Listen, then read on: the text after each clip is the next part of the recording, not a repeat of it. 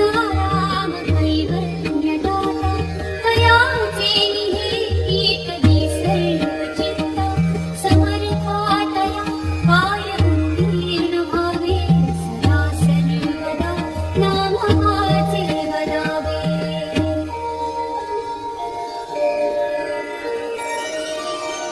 उदासीन हे वृत्तीची मी धरावी अति आदरे सर्व सेवा कराता सदा सर्वदा